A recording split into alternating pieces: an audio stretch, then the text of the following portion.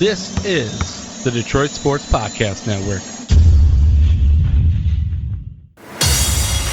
What's up, Detroit sports fans? Welcome to the Phenom Report, a show made by fans for fans, powered by the Detroit Sports Podcast Network. I'm Nick, and with me is Anderson to give us this week's topics. Another week, another Lions loss. Can't say we didn't expect it, but we can still talk about it. It's a Phenom Report. Short and sweet and to the point. That's pretty much how things are going to go as Lions season continues to drag on the way it has. It's going to be a long one, Nick. It's going to be a long one. It is going to be a long one. You're not wrong. However, things like what we got to do this weekend, pregame, will make it a little bit easier, a little bit more fun. If you guys didn't catch it, we got to do a little bit of a collab with a show from the Barroom Network down in Chicago called the Barfly Tailgate Show. Some guys I know from a group that I'm a part of that does a lot of sports betting and stuff, but he runs a Chicago Bears tailgate down there, and we've been kind of going back and forth for a little while to find a good time to do a little collab, and we thought no better than the week that the teams play each other, that our two teams play each other. So we got to do a little pregame collab on their live YouTube show. It was a lot of fun. So shout out to those guys, Barfly Tailgate Show, Bobby Bombs, the contact that I have. Cool guy. It was a lot of fun. I mean, we got to. Well, what they're going through in Matt Nagy's basement, we were going through Matt Patricia. It is very similar. I will say Matt Nagy seemed to do a better job this week. Mm-hmm. It seemed like he was allowing his offensive coordinator to call plays a little bit more than he normally would, and that's where they saw a lot of success. But yeah, they are obviously very frustrated with Matt Nagy down in Chicago. I mean, Justin Fields didn't get sacked 9 times, so it's already a better job. Well, it's kind of hard to sack a guy 9 times when you rush 4 with an already depleted defensive line. So that doesn't help. Because, you know what? Let's get right into the game. Lions lost. Obviously. They lost by 10. They lost by 10. Once again, down by a lot early and fought back to give themselves a fighting chance in this game. They left a lot of points out there, like a lot of points. Their first 4 trips to the red zone equated to 0 points. 3 of those, I believe, they went inside the 5-yard line. Mm-hmm. Yeah, that's unacceptable. I don't care how bad your team is. That's unacceptable. That's beyond unacceptable. You know what's hilarious about that, though, is that the Lions Facebook page posted a picture of a Lions, I think it was Swift or someone in the end zone, and says, the Lions have put up points on 11 straight drives in the red zone, on 11 straight visits to the red zone. They jinxed them. And they said it was the most consecutive to date in 2021 so far, and they proceed to go like 1 for 6 this week. It was like the performance was abysmal. There's no way around it. Yes, they fought. Yes, they moved the ball well enough to get them into that spot. But the lack of communication between Ragnow and Jared Goff, why they weren't on a silent count there, I don't know. You're on the road in Chicago. The fans are going to be loud. Go to a silent count. By the way, any word on that Ragnow toe injury? I have heard he's going to miss next week, likely. I don't know beyond that, though. But that fumble was just comical. You know what? That's the word I'm going to use. I laughed out loud when that bad snap happened. The next one they went down there, I believe, was the 4th down play that they didn't convert, or the next drive into the red zone was the 4th down play that they didn't convert. Which, Andrew, let me ask you this: down 14-0 in the second quarter of a football game, your team has already made 1 visit to the red zone, didn't get it done, no points. You're now on another visit to the red zone. It's 3rd down. You don't convert. It's now 4th down. You've got 5 to go. You're on like the 8-yard line. Do you go for it or do you kick the field goal? Most of the time, I go for it. I just have no faith in this team to actually convert on a 4th down or a 3rd down, let alone a 4th down. And just considering distance, I don't have faith in our kicker either. But considering distance, I feel like we at least be able to put points up with our kicker. So it's in a normal situation. If I had a normal football team, I'm going for it. Yes. But with this football team, I probably take the chip shot field goal. See, my argument is in the second quarter of that football game, the game is not out of hand yet. Your defense can still show up and stop the Bears' offense at some point. I'm just in general of the philosophy that inside the 10 you go for it. That's just see. kind of me. I gotta disagree. When if it was 4th and 2, yeah, I'd agree with you. If it was 4th and 2, 4th and 3, I'd probably agree with you. But beyond 4th and 5, that's my cutoff line where I gotta say I just gotta take the points. It's because at that point there's no threat of a run, which is your strongest point on your offense. 2, you're trusting Jared Goff's arm and a wide receiver core where your best pass catcher is Quintez Cephas because TJ Hawkinson is quite literally non-existent right now. Yeah. Has been for the last 2 weeks. That's just not a good recipe for success. So I'm going to take the points there and try to chip away at this lead as the game goes on, personally.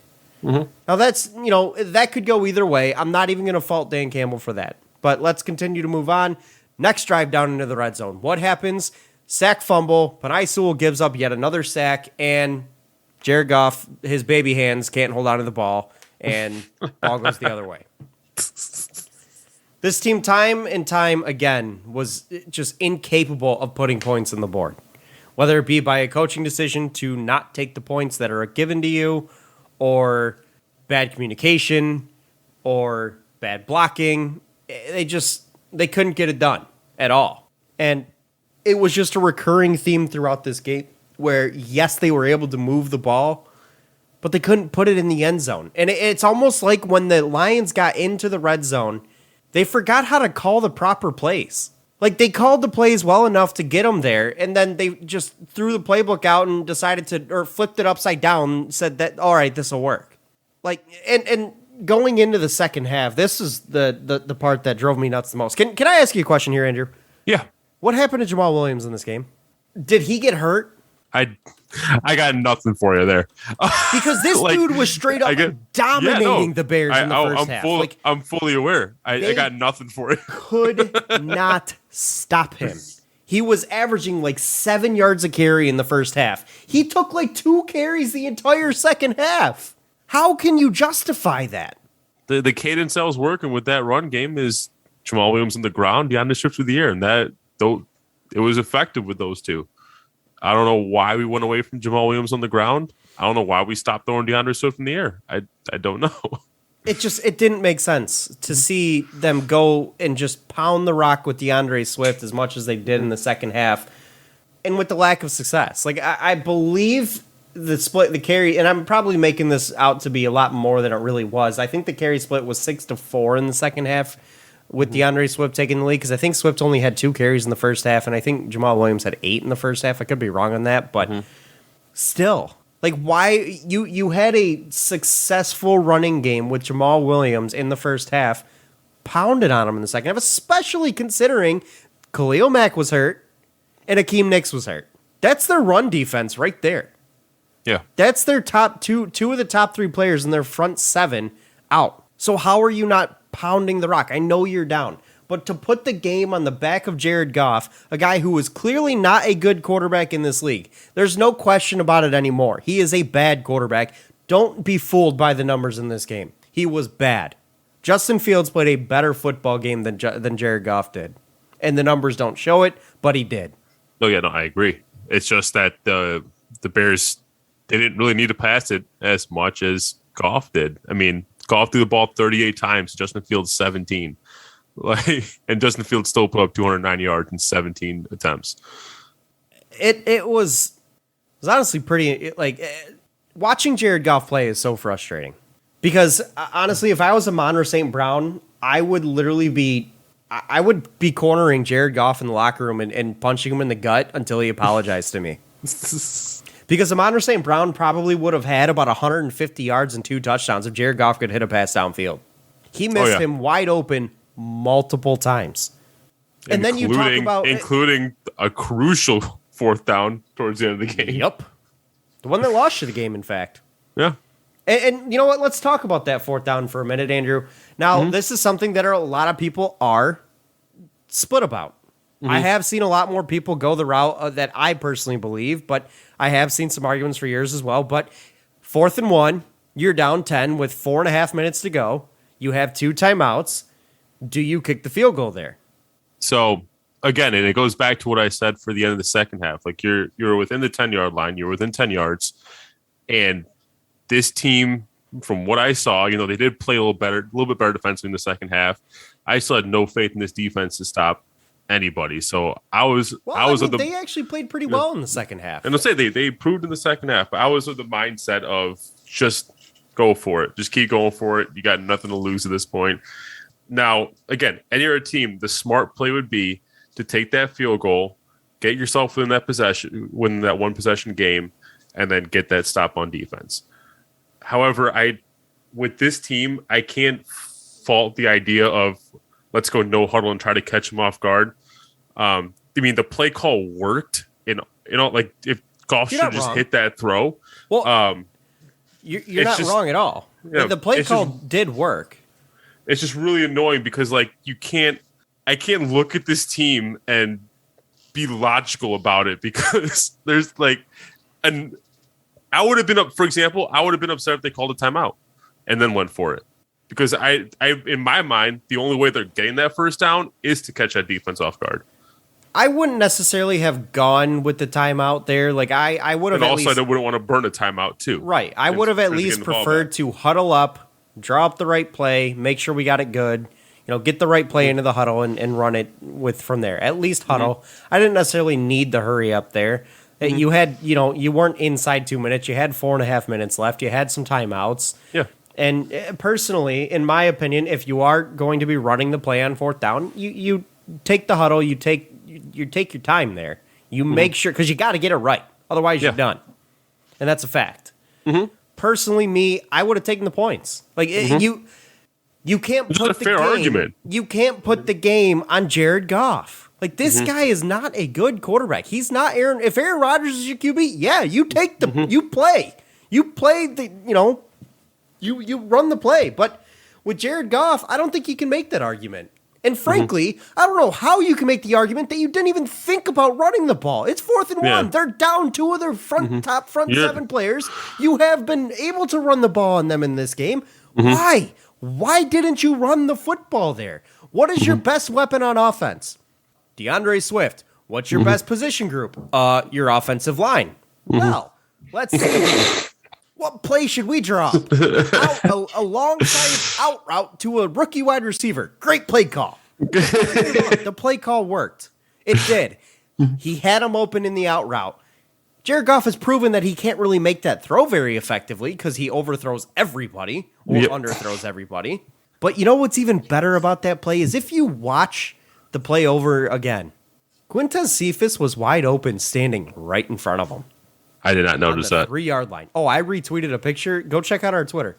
I retweeted a picture. Quintez Cephas had nobody near him. So that was a touchdown, is what you're saying? No, he wasn't in the end zone. He probably I know, but he's wide open at 3-yard line with no one near him. He probably would have been able to get into the end zone, yes. But it would have guaranteed a first down. But the fact that Jared Goff doesn't know how to go through his progressions and he rushed it and just made a bad throw to a guy who was probably his first look on the play as opposed to cycling through his receivers, well, that's the quarterback you got there. Why are you putting the game on the back of that guy? Mm-hmm. Well, now I 100%, I see the picture too, and obviously we can't see where the safeties are positioned, but it's a short enough pass where you at least could have gotten the first down. Oh, you would have gotten the first down from the angle. It looks like a touchdown, but without seeing where the safeties are. Right. But yeah, I agree with you. Jared Goff had been god awful all game long, and it's actually starting to get more fun for me. I was really hoping Stafford showed out this week, just to get the full dichotomy. Yeah, Stafford didn't exactly play a good game. He did not. But I wanted to get that full dichotomy of what we had versus what we had. Going back to the play call, or not just the play call, but the decision to go for it on 4th down by 10. Personally, I'd take the points there. Why? Because you got to get yourself within one position to give yourself a chance to fight another drive. But are you trusting Jared Goff to actually drive you down the field again? He did it 6-7 times. I mean, why not? The Bears defense isn't exactly that good, and they're down 2 of their best players. Yeah, I am. The reason, but even if you don't do it, even if you convert and score the touchdown, you still got to get Jared Goff to drive down the field. Yeah. So you're still asking him to do it either way. You just wouldn't have to go the distance. That's all. Fine. Wonderful. But I'm taking, you had 3 chances to get into the end zone on first, second, and third down. You didn't do it. So take the points. I'm going to be straight up with you. Even if we got that touchdown, you would have had to convince me that our kicker was going to be able to make what likely would have been a decently long field goal. I don't disagree with you. I don't disagree with you at all. But again, you had your chances to get the first down and continue the drive to score a touchdown on first, second, and third down. Once that was done, and you didn't do it, well, guess what? Let's get the points. Let's get within one possession. Because and you can say what you mentioned to me in the text of it's about what you said last week. You play to win the game. Well, you're not exactly playing not to win the game here. You're playing to fight on another drive. Yeah. You're still controlling your destiny. Versus last week when the Lions decided to just punt essentially and just run the ball to get the clock down low enough to kick a field goal and take the lead, you were giving the ball into the other team's hands and you were not going to get another possession to try to retaliate. You were allowing the Ravens to control their destiny, not you controlling yours. This situation, by kicking the field goal, you get the stop, you are controlling your destiny. You are getting the ball back and with a chance to tie this ball game or win it. You are still controlling your destiny here. You had a chance to get the touchdown. You blew it. Take the points, get it within one possession, and live to fight later on in this game. Yeah. I think what we're seeing right now is Dan Campbell trying to find his identity as a head coach. I mean, we're talking about a rookie head coach in his first 4 games, and in terms of philosophically, I feel like he's looked wildly different. And he's so just from last week to this week, consistent philosophically. Like last week, I think he's trying to find his voice. He's trying to find his style. I think it's what we're seeing right now. And against the Packers too, end of the first half, they just run the ball and let the clock go. They don't decide to go for it and try to extend their lead. They just take the point. What the score going into the half. That's passive as hell. The Ravens, they went passive as hell. This game, overly aggressive to a fault. Like, if you're going to have a philosophy of being passive or aggressive, stick to it. Yeah. I'm saying I think, at least I hope by the end of the season, he's going to have nailed down who he is as a head coach, and it's not going to look like we're watching a bipolar football team. And more in more ways than one. Like, hopefully it means we can play more than one half of football. Agreed. Now, looking at some guys individually speaking, a guy that I really think the Lions need to focus on getting going is Deandre Swift. I know he's had a solid start to the year, but he didn't look all that great this week at all. He really needs to get going, especially on the ground, if he wants to be a focal point of this offense in the future. I'm gonna be honest with you here. There's one player on this offense that has royally disappointed me so far this season, and it's T.J. Hockenson. Yeah, this is a guy who. There's literally only one guy other than Deandre Swift who's able to royally disappoint because he actually has expectations. And with the expectations coming into the year where this guy was going to step up into a position where he enters his name into the argument of, is he an elite tight end in this league? Is he up there with the names of George Kittle, Travis Kelce, Mark Andrews? And the answer right now is no, he's not even close. And I know he's been the focal that had all the attention of the defenses every single week. But you know what? So do guys like Travis Kelce. Yeah, so do guys like George Kittle. So do guys like Mark Andrews. So do guys like Darren Waller. And the argument that's for Kelce... That's what separates good tight ends from great tight ends. Exactly. So if this guy wants to be in that argument of a great tight end in this league, he's got to find a way to make plays and make things happen. Otherwise, he's just not that guy. So I need to see so through the first quarter of this season with TJ Hockenson, I know he had a good game in week 1, if I recall, but beyond that, he was solid week 2 also. Solid, sure. But weeks 3 and 4, he's utterly disappointed. But I mean, if I was to give TJ Hockenson a grade through the first quarter, I'd give it a C-, maybe even a D+, because the dude has been literally non-existent the last 2 weeks. I'd give it a C because it was 2 good games offset by 2 bad games. So I give it a flat C. But yeah, I mean, I could even see the argument for going even lower because it's the fact that those 2 games are where you're expecting him to step up when he's finally getting the attention and trying to fight through that. So the fact that he hasn't been able to do that thus far, I could definitely see the argument for going lower than a C, because right now all he's doing is just what he's supposed to do and nothing more. Right. And then and honestly, TJ Hawkinson, in terms of his blocking, looked terrible this week. There's that too. He got beat like crazy in the blocking game. Like, that dude's got to shore his shit up, let me tell you. Speaking of a blocker who a lot of people look terrible. Speaking of a blocker who looked terrible this week, a guy we've been raving about this year and saying, "Oh, this guy's already cemented himself or put his name into the conversation of a top 5, top 10 tackle in this league." But Sewell got bodied. Khalil Mack and Robert Quinn and whoever else is out there made Penei Sewell look like a bad rookie left tackle. I believe he gave up 2, maybe 3 sacks, including the strip sack on Jared Goff in the red zone. That's on him. He got beat, and beat bad and beat often in this game. And it's a disappointment because you really had high hopes for this guy, and it's not like he hasn't performed against better talent, because he has. He went up against Nick Bosa. He went up against Preston Smith. Like, he had talent against him that he was able to rein in. But this week, he just didn't get it done. He looked bad. He also had a false start in this game. So similar to Hawk, like, it's 2 straight games now where he's looked bad. I don't know what is going on with this offense, but I will say there was one guy who is going to get high praises from me from this week, and it's Amon St. Brown. The dude looked like a stud, and I was singing his praise in the offseason leading up and training camp leading up into it, saying this is a guy I'd like to see as a breakout candidate this year and a surprise. And he showed the talent potential that's there. He showed the upside. He showed his ability, because he was open often in this game. yeah, Like, a lot. And the numbers show 6 catches for 70 yards. It honestly probably should have been closer to 140, 150 yards with 8 to 10 catches in this game, because he was almost always open. He was open for touchdowns, and Jared Goff just couldn't hit him. yeah. Like, Amon St. Brown played his heart out in this game. So that dude really, really played well and impressed me this week. He may be the only guy. I'll be straight up with you.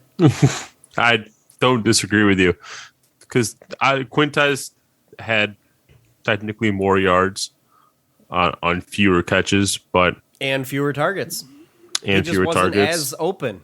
He made the most of his opportunities, but he wasn't always available. Like, he wasn't, and I know he probably drew the number 1 corner for the Bears, but still. I'm not going to fault Quintez Cephas for his game. I don't think he played bad. I just don't think he was all that great either. No, I actually really can't even fault our receivers in this game in general. Like, it's No, Khalif Raymond played well when they needed him to. I believe that out route was Khalif Raymond, not Amon St. Brown, by the way, on the 4th and 1, if I remember right. I thought it was Amon St. Brown. I could be wrong, but their numbers are so close together, it's hard to tell in real time. But so we did lose a couple of guys this week. Romeo Okwara is going to be out for the year with an Achilles injury. He's done. And then Frank Ragnow with the toe injury. Those are obviously 2 huge losses. Leaders on both sides of the ball. We're getting destroyed by injuries. Outside of those 2, who else have we lost? Well, right now we don't have Taylor Decker. Decker, yeah. Then He's supposed to be out next week again, You have your too. 2 starting corners. Oh, that's true, too. Yeah, can we really call them starting corners? I'll be honest with you. I thought Amani Aruwariye didn't play poorly this week. He was likely drawing Allen Robinson, and he held A-Rob to 3 for 63 on 3 targets. Like, that's pretty good numbers. Oh, he did well. He did well this week. Unless it was, who was the other one? The other corner. I can't remember his name, but whoever was guarding Darnell Mooney in this game, woof. That dude was getting beat over the top a lot. That dude was getting beat a lot. They need to figure something out there. But looking at this stat, Jared Goff fumbled 3 times in this game. Lost 2 of them. Granted, one of them wasn't necessarily his fault, but he fumbled 3 times in this game. There's a reason they say he has little Baby hands. But I mean, honestly, like I want to know where the people are at that were saying that when we got Jared Goff, saying that it's actually a viable option because he went to the Super Bowl. Like, if this doesn't tell you that it's not always about going to the Super Bowl that makes you a good quarterback.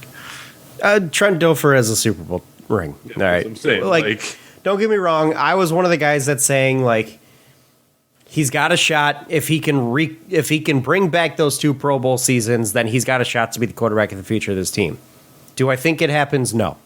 And you know what? I'm even going to come out and say that the Lions front office, Brad Holmes, should have listened to me even sooner, because over this offseason, I was talking about, man, maybe we should bring in Sam Darnold and give him a tryout with this team and see if he can bring his career back and become the quarterback of the future of this team. Well, guess what? Sam Darnold looks pretty damn good down in Carolina. I mean, even I came around at my fantasy team. Like, dude leads the league in rushing touchdowns. What a wild stat that is. Didn't they say he was the first quarterback in NFL history to have 5 rushing touchdowns and 5 passing touchdowns for the first 4 weeks? That's kind of surprising, actually, with guys like Cam Newton, RG3. I would have thought like Michael Vick probably did Michael at some point. Like, but no, that's what I saw. Huh. That's wild. Mm-hmm.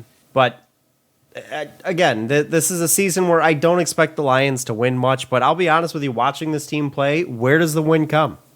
Yeah, first QB in NFL history. That's right there. Okay, I'm sorry, what were you saying? I said, this is a season I expected not a lot of wins from, but looking at this team through the first 4 weeks, where do the wins come from now? I mean, you got to look at other teams that look like a mess. Steelers, for one, look like an absolute mess. We might be able to take advantage. But a team that we did peg as a potential win, like Cincinnati, well, Cincinnati looks a lot better this year. No, sir. If Teddy Bridgewater doesn't come back in time for when we play the Broncos, that could possibly be a win. Fair. I think he'll be back, though. I would, too. There's not a lot of wins on this Lions schedule, especially after watching, like... Maybe you can take advantage of the Bears at home. Maybe that on Thanksgiving Day. That's a potential. That is a potential. So let me ask you this, Andrew. Or Falcons in Atlanta. I think those are your 4 opportunities right there. I don't think the Lions defense would be able to stop the Falcons, and I don't think the Lions offense can keep up with them. They're just a good matchup against the Lions. The Falcons played their first good offensive game this past week. True, but they have a lot more talent on that offense than we do on our defense. Like, this team is not good. They are not good at football. Not as a team, anyways. Like, they have a severe lack of talent on both sides of the ball. Hell, on the third side of the ball, kicking. Can't even kick. And it really shows watching these games. Like, Justin Fields is able to throw at ease in this game. Mm-hmm. And I know he threw a pick later on. It was a tip ball, and I know you were able to get in his head a little bit later on in this game, but throughout most of this game, he was comfortable. And a lot of that has to do with the fact that the Lions were not blitzing Justin Fields. And frankly... Which is inexcusable to me, to be honest with you, because if you look at last week, why wouldn't you? Last week it's an interesting point, though, because last week going up against the Browns, they didn't blitz all that much to get those 9 sacks. They didn't have to. They didn't have to, but they have Myles Garrett. Yeah, exactly. So having a guy like Myles Garrett, you don't necessarily need to blitz. You can rush for and be able to get into the backfield and sack a guy a bunch. Mm-hmm. But when you don't have Myles Garrett and your best pass rusher is... Crickets. Yeah. You need to blitz, especially against a rookie quarterback. You need to blitz. You need to bluff blitzes. You need to be keeping him off balance and off guard, and don't let him be comfortable back there. And that's how you stop a rookie quarterback. And they just didn't. And that was extremely hell, in the broadcast, TJ Lang went on the sideline. He was even saying, I don't know what's going on. This team needs to start blitzing. I don't know why they're not blitzing this rookie quarterback and making it difficult for him. I thought it was obvious that you're supposed to blitz this guy. Apparently it wasn't, or apparently it was to us, but not the Lions coaching staff. With that being said, I wanted to, before we move on, I wanted to get grades as we are a quarter of the way through the season. Oh, kind of, sort of. But I wanted to get grades for this new coaching staff. Obviously, we have a new entire coaching staff, but I wanted to give a grade for the offense, the defense, and the head coaching. So, Andrew, give me your grades for all 3 of them, and give me a little bit of an explanation why you give that grade too. I'll start with the offensive. Primarily leaning on the coaching decisions also, like the play calling and things like that. Okay. Because I kind of want to go top down because... They go top down. That's right? Because right now with Dan Campbell, like we said, with the whole trying to figure out an identity thing, and I don't know how much of the blame to put on the coordinators versus put on the head coach in terms of the actual decisions being made on the field. You kind of have to lean head coach. And because of that, because like I've actually liked the play calls. I agree. That have happened outside of crucial situations. I agree. Like the offense has looked semi-creative. So I can't really fault the OC. Defense has nothing to work with. So I can't give the defensive coordinator a great grade, but I can't put him at a D either. Like I got to put him at what, like a C? You can fault him for not utilizing certain packages. You can't fault him for putting his, you can fault him for not putting his players in the best situations to succeed. You can fault him for not calling the right play calls, like not blitzing a rookie quarterback like at all in the game. Like this is something that we were screaming and yelling about Matt Patricia and his defense for 2 years. Dude never blitzed. Well, we're not exactly blitzing much now either, and that's a problem because we don't exactly have the pass rush to get into the backfield as it is. So you got to be creative and draw up some creative blitzes to get into. And that's what I was saying on Sunday morning in the Barfly podcast or the Barfly live show was Aaron Glenn can draw up some creative blitz packages to get into the backfield. He doesn't have the best personnel, but he has a good mind to be able to make it happen.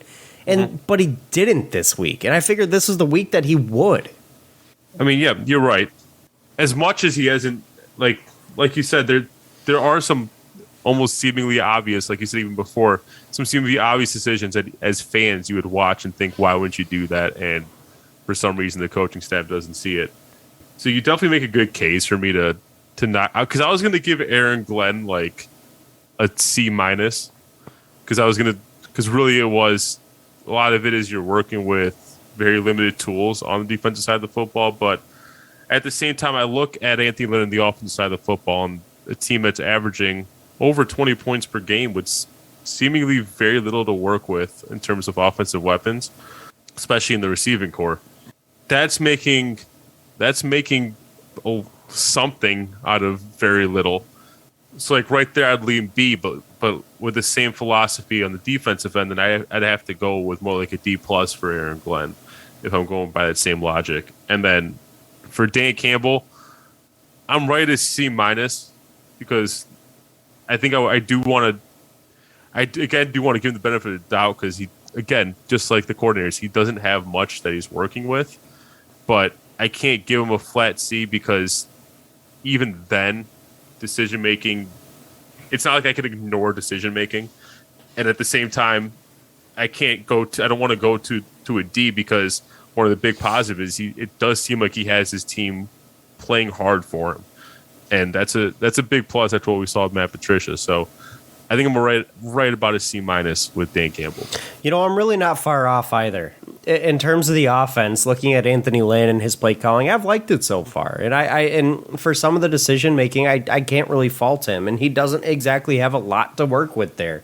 So yeah, I'm in the realm of like, now, granted, if we were giving just grades by the play in each half, like their first half offensive grades would be a straight up F, but their second half would be like an A. But overall, I will say I got to give Anthony Lynn like a B-. I don't think he's been bad. He's done more than I expected with the little that he's had to work with out there because he doesn't have a ton of talent on that offensive side of the ball. And the talent that he does have, sure, some of those guys I would have liked to see more out of, but you're still getting production out of guys you wouldn't expect. Khalif Raymond, who would have expected this guy to be a solid target for Jared Goff? Who would have expected Jamal Williams to be as good as he has been this year? Like, he's been really good. You've got a real two-headed monster in that backfield. The offensive line has been impressive so far to this point outside of last week. So, yeah, Anthony Lynn, in my mind, deserves a B-. Absolutely. Defensive side of the ball, I understand that Aaron Glenn doesn't have a lot to work with. I do. And he's got even less to work with now that he's lost two of his top corners and a lot along his defensive line and his pass rush, and things have not really worked out there. But also his play calling has not been great either. You put yourself in situations where you haven't been able to get the most out of your guys, and that, that deserves a negative. So I'm going to give Aaron Glenn a C-. I'm not going to go all the way down into the D territory because, again, I do think these players like playing for Aaron Glenn. I don't think the play calling's been that terrible, but he needs to start blitzing a little bit more and making it a little bit easier on these young defensive backs, because asking a good defensive back to stay in man coverage for long periods of time because your pass rush can't get into the backfield, that's already a problem. Yeah. Well, you're also asking a not so good defensive back group to do that, and that's a problem.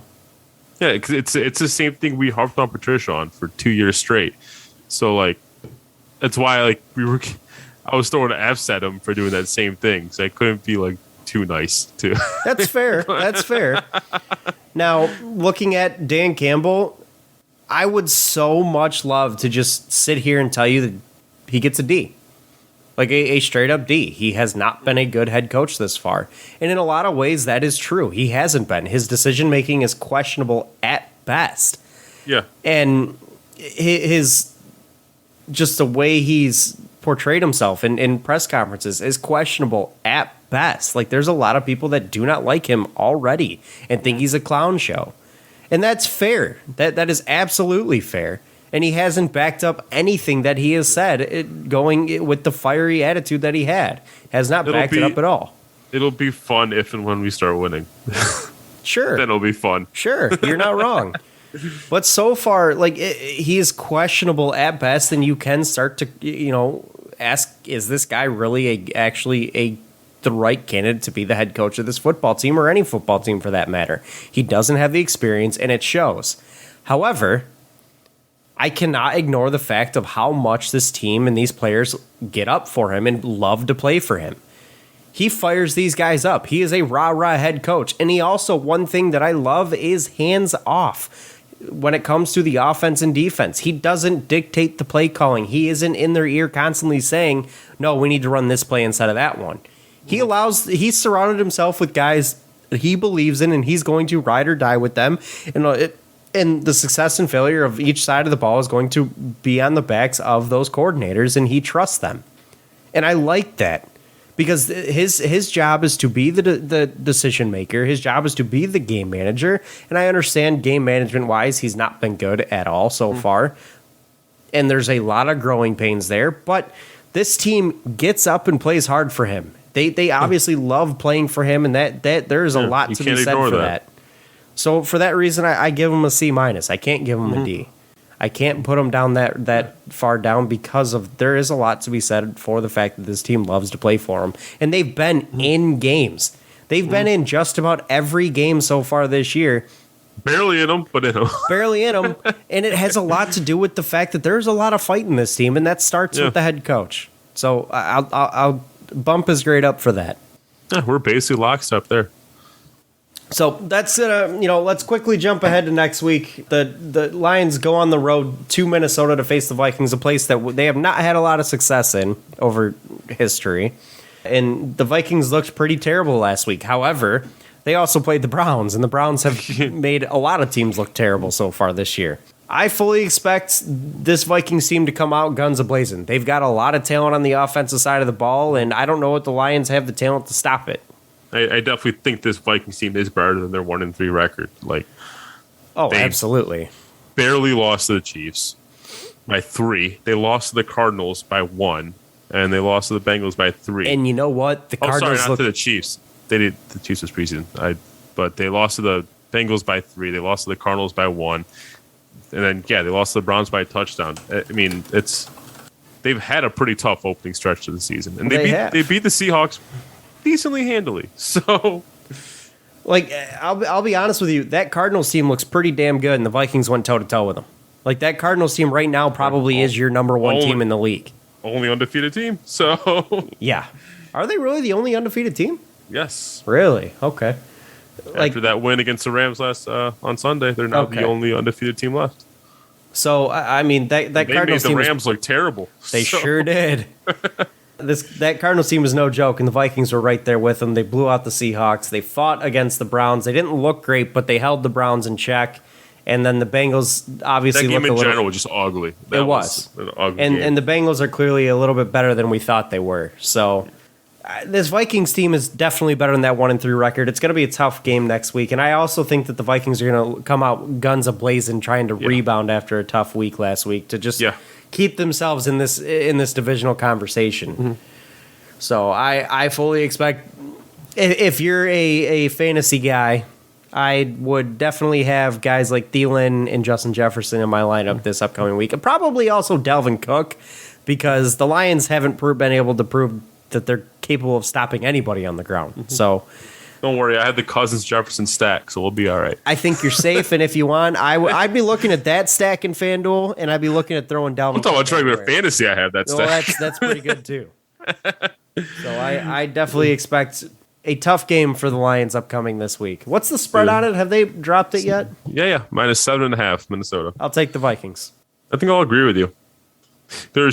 You cannot tell me that our secondary is going to keep up with Adam Thielen and Justin Jefferson. Just sorry. No way in hell. This is the best. This is the best receiving core the Lions will have faced this year. Yeah, so far. But no, yeah, I agree. I think I take the Vikings with the points. It's hard not to. Yep. I don't even see how we're going to stop Dalvin Cook after what Dave Montgomery and Darren Williams did to us last week. Yeah, those two guys really tore apart the Lions. Like Damian Williams had eight carries for like 70 yards, and David Montgomery had 2 touchdowns and 105 yards before he blew out his knee. Yeah. Like this defense is already not good, and we're even worse with all the injuries. So exactly. So let's go ahead and move on from the Lions here. Andrew, you actually posed something to me before the show that you wanted to kind of run through and have some fun with. So let's do it. Yeah, because Pistons preseason starts tomorrow, but it's preseason. We know you guys probably don't care too much about that, so we're gonna refrain from the Pistons for a little bit longer, and we decided we'd go with something a little bit more fun for our basketball fix this week, and that's the NBA GM survey for the 2021-2022 season. So there was about 50 or so questions, which is a lot more than I remember being in a GM survey. So we're not going to go through each of them. Some of them I'm just going to tell you what the results were, and I want to know if you agree or disagree, and then some of them I'm just going to pose you outright and tell me what you think. So First question I'm just going to pose to you outright is, who's winning the finals? Oh, that is a good question. Last year, the Lakers came in at 81% favorites, for reference. See, I don't think the Lakers are going to be that. I don't think the Lakers really have it this year. LeBron's another year older. I don't see it. You know, it's really tough to ignore Brooklyn, but they've got a lot of noise over there that I think is going to hold them back too. Phoenix was a really good team last year. Atlanta was a really good team. You know, I think it's another year where it could be wide open. I'm going to guess, though, people will say most people will probably say Brooklyn. You'd be right. Coming in at 72% is Brooklyn. Number 2 is the Lakers at 17%, Bucks at 10%.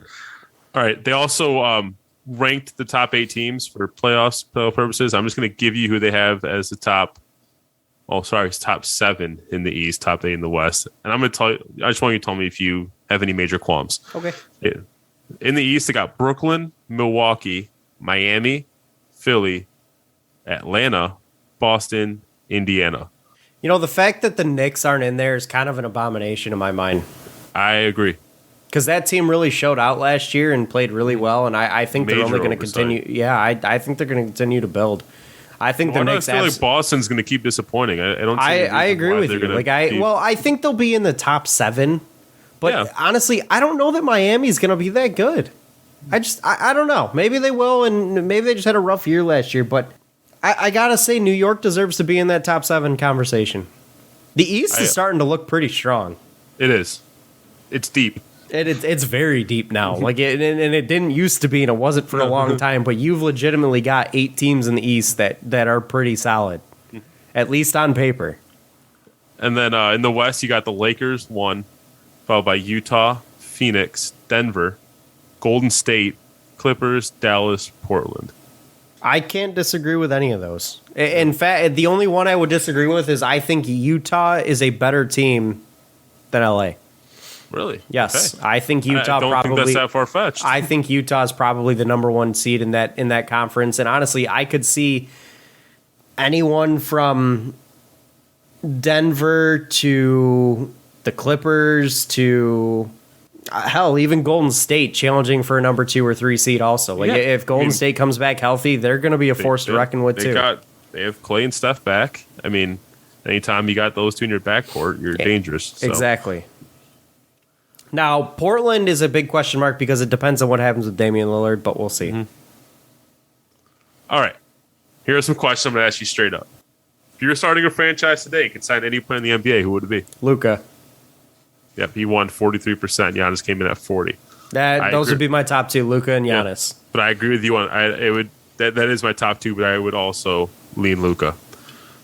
You know who's kind of season. You know who's kind of my sneaky number 3?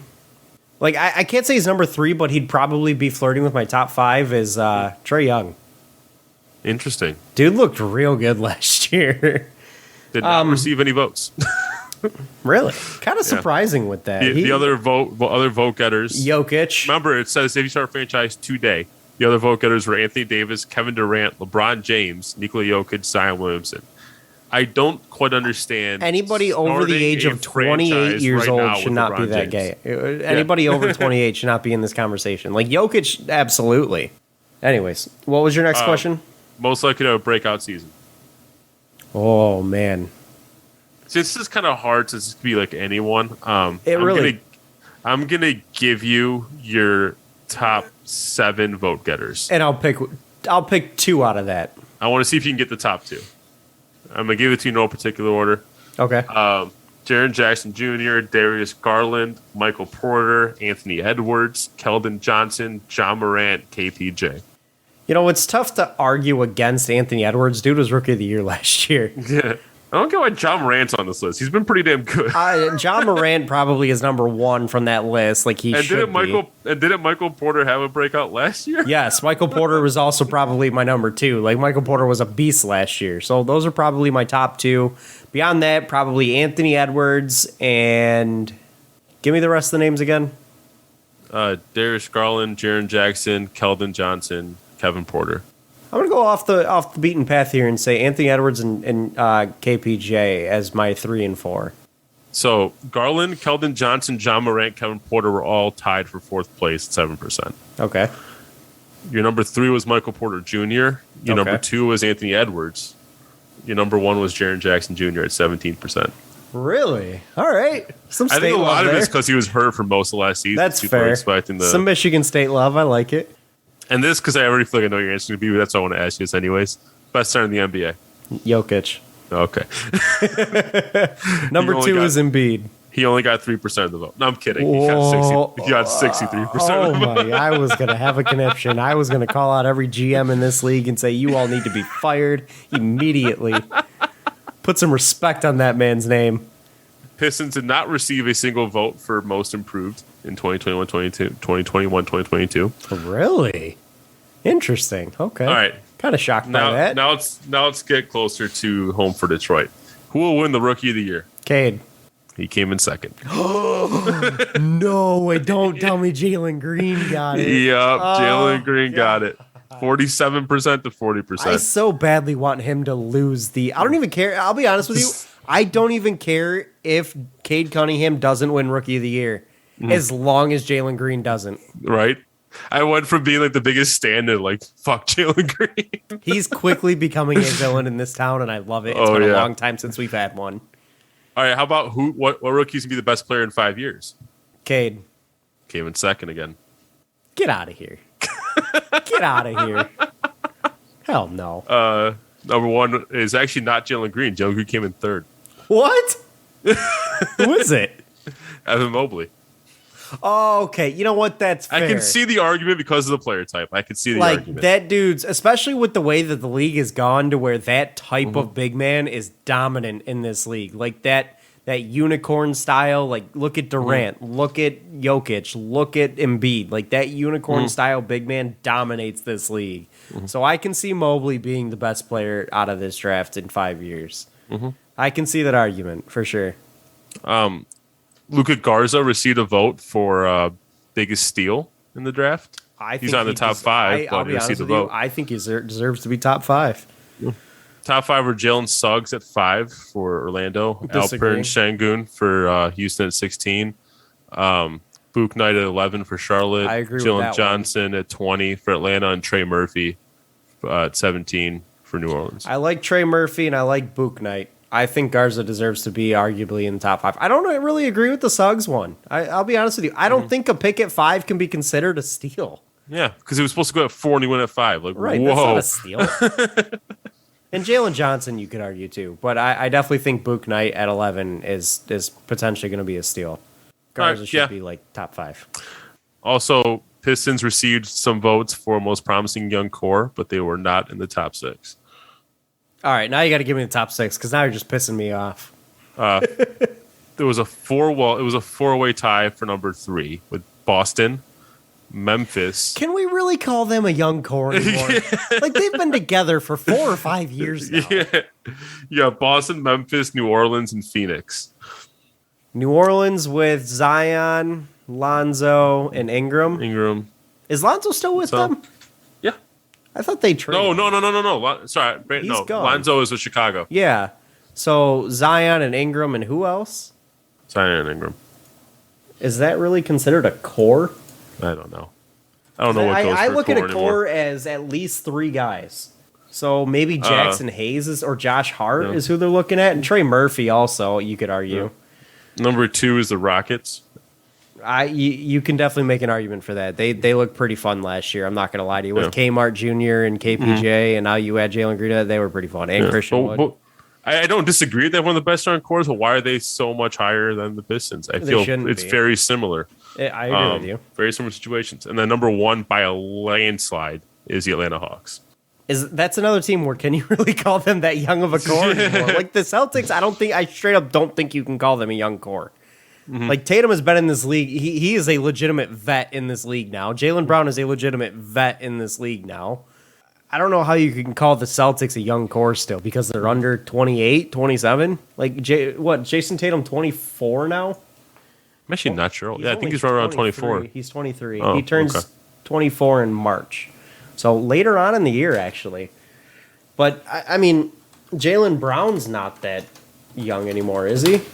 He's 24. He turns 25 in October this month. So he's really not that young anymore. But Atlanta, John Collins, Trae Young, like they've got a solid young core there, obviously. But I think you got to put the Pistons in there. If you're going to call Jaylen Brown a young core player, then I think you got to argue Jeremy Grant, too. He's only 26 or 27. Yeah. By the way, one more Piston. He's 27. Piston Jeremy Grant's not exactly a young guy anymore. Yeah. He turns 28 during the season. Yeah, your young core is your Beef Stew, Sadiq Bey, Killian Hayes, Cade Cunningham, Garza, Frank Jackson. Like that's your young core. I would say that the Pistons should have a top 5 young core in this league. Also, Diallo, who actually came in 6th for which player is most athletic. Really? It was Zion 1, Giannis 2, Anthony Edwards 3, Zach LaVine 4, John Morant 5, and then in comes Hamidou Diallo, followed by LeBron James. It's like a really random... Is LeBron still an athletic phenom, or does he just play the bully ball game now? I mean, a little bit of both. The bully ball and the brain game. It's become more bully ball and less athleticism. It's become more bully ball and brain game than athleticism for him. Yeah. Like I would say that the bully ball style and the brain game for him is more a part of his game now than the athletic part of his game is. But yeah, I wanted to make sure I hit on anything where the Pistons were shouted out, which I think that was everything. So. Okay, that's fair. That's fair. Pistons getting some disrespect, man. Yeah. You know what though? I like it. Maybe it'll get them fired up. Maybe it'll get them ready to go. Maybe we'll see the rebuild start to turn around a little bit sooner. One can only hope. I hope so too, because I'll be honest with you, watching some of these teams play this year, like things are turning around in Detroit. Mm-hmm. I'm just going to say it now. Things are turning around in the city of Detroit. We've been talking about how bad it's been the last couple of years. Well, I think this is the beginning of a new era. Yeah. Because you look at the Tigers, they vastly outperformed with their expectations this year. And they've got some young pieces still to show up.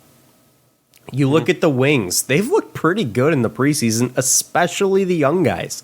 Guys, and Larkin showed some leadership as well. But you look at Lucas Raymond, Mo Sider, they each had a couple of points last night. And Raymond, I believe, has some other points in the preseason already. Looked great in training camp. These guys, like that team could be a little bit better than expected this year. And I think their rebuild's starting to come towards the end. Then the Pistons. They've got a lot of young talent. Bay, Stewart, Hayes. Granted, Hayes hasn't really come through yet, but he's going to. And then you add Cade Cunningham into that mix. It's looking pretty solid there. The only team we're missing is the Lions. So there's a lot to be positive about and optimistic about with the teams in this town. So I'm excited for sure. I just wanted to close on this because I didn't notice until just now. Andre Drummond received votes for most underrated player acquisition. Are we talking about the guy that was so bad he made both him and superstar Anthony Davis useless in the playoffs? Dude had a DNP CD in the playoffs. I think that's the same Andre Drummond. I don't think you can call a guy who got a DNP CD in the playoffs. That's how bad he was, an underrated acquisition. Which team did he go to? Did he go back to Lakers? Philly? Okay. Philly. Wow, okay. He's going to ruin Joel Embiid's day. If I'm Embiid, I'm pissed. I mean, you haven't seen like the videos that come out of practice? No, I don't really pay attention to Andre Drummond favorite videos anymore. I'm not paying attention to Andre Drummond videos, but these are things that are going like viral on NBA Twitter. Like there was one video. It was I came up with it looked like layup lines almost, but Drummond's like walking back from the like he's walking up the court, and what's his face? Joel Embiid just standing there. Drummond goes in for the fist bump. Nothing. And then he just like does it himself. Embiid already hates him. Like, man, this guy's gonna ruin my. This is supposed to be my MVP year. He's gonna ruin it. Oh man. You know what? I'll tell you right now. Joel Embiid he's got to be, if not one of the most angry guys in his training camp right now. Oh yeah. As he should be with the whole Ben Simmons situation, the way just the aura around that team is gone this offseason. Like, he's got to be pissed off. Remember when Ben Simmons was the next LeBron in the draft? You're like, he's the best prospect since LeBron James. The dude can't shoot, and he gave up an open dunk that cost his team their playoff hopes. So, speaking of best prospects since LeBron James, I'm really bummed Cade Cunningham is going to play tomorrow. You know what? Rest the ankle. It's preseason. Who cares? Yeah. You saw him enough. I'm just really excited. I'm going to watch the game either way because I want to see you saw him enough in summer league. I'm just ready to get some real, the NBA season to tip off, get some real basketball and puck drop to happen in the regular season also for the Wings. I'm excited to watch these young cores actually play some real ball and some real hockey. So it's exciting. And on that positive note. Oh, I was trying to tee you up. I was trying to tee you up. I wasn't sure you were ready to end things. All right. I had nothing else to add. All right, sweet. And that's going to call for this week, guys. Thank you so much for listening. We will catch you next week. Andrew, thank you for joining me. Thank you to Detroit Sports Podcast, as always. Follow us on Twitter, @RealFanReport. We will catch you guys next week. Go Lions. Go Pistons. Go Wings. Tigers are done, so that's over with. But have a good one, guys. Enjoy your week and weekends. We'll see you guys next week. This has been the Fan Reporters. Bye, fans. For fans. Have a good one, guys. Peace out.